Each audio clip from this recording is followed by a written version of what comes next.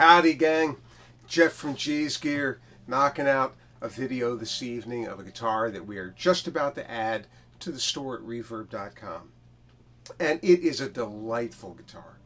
This is a 1966 Silvertone H1454. Silvertone guitars, of course, were sold through Sears and made largely, not entirely, but largely made by the Harmony Company, who made this one. And what this essentially is the Silvertone variant on a Harmony H78. The Harmony guitar would have been a double cutaway, but with 3 de-arming pickups, the Bigsby, and 3 selector switches, whereas the Silvertone guitar is the single cutaway version. Harmony did not make a single cutaway version of the H78 or 75 or 72 or any of those. So it's just a special and a delightful guitar. It's a great bit of Americana. It's in wonderful shape. We had to do a little bit of work to it, kind of fiddly work to this one more than anything. But first we'll get into that. We'll run down though how the guitar is set up and what it does. So it's 24 7/8 inch, I think it is, scale, and it's got 3 de-armond gold foil, silver foil pickups. They're the same pickups as the gold foils, but a Silvertone guitar gets a Silvertone pickup. It's that simple. And each of the pickups has its own on-off switch. There are 3 volume knobs, the old gumdrop knobs, 3 tone knobs. And so you can have any one of the pickups on, all 3 of them on, or any 2 of them on. So first we'll listen to the neck pickup. And essentially it's just taking the switch and pushing it down. It's a simple on-off. Down is on.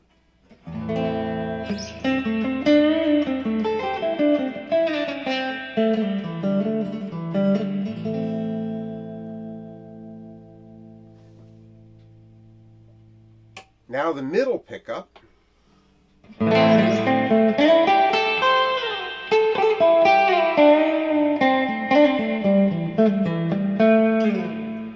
Now I've got these turned all the way up. I've got my amp turned a little bit down so I don't blow out the microphones over here. But you can balance these out a little bit better. I'll go into why that's a little bit off in a minute. But you can just balance those simply with your volume knobs. And then the bridge pickup, lots of bite.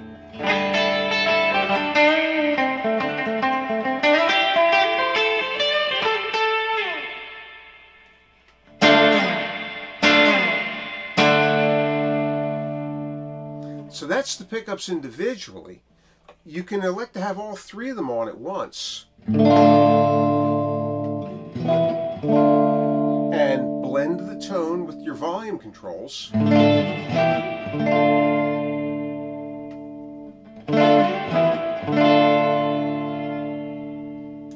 Blend your tone control, blend your volumes in and out. Kind of limitless possibilities here. You can also have any 2 of the pickups on. So you could have the neck pickup and the middle pickup on.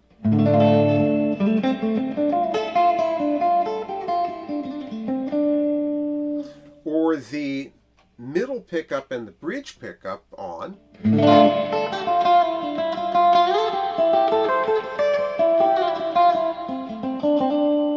Or you could have the neck pickup and the bridge pickup on.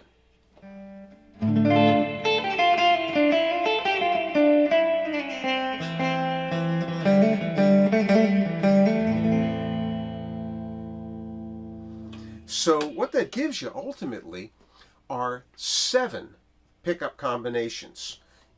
Each of the 3 pickups individually, all 3 of them together, or the bridge and neck, the neck and middle, or the neck and bridge. 7 combinations, more than you get out of, say, a Fender Stratocaster. That's the workings of the guitar. When it came into the shop, it did have some needs. Number one, someone had filed the nut slots too deeply, so we had to remove the nut and shim it and then reset everything there. We did have to clean and lubricate the tuners. We leveled and crowned the frets.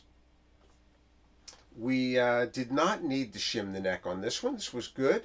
Although when the guitar came in, there was no pickup riser for the middle pickup. It was just bolted right down against the deck of the guitar. And so we sourced a vintage pickup riser for it and put that in.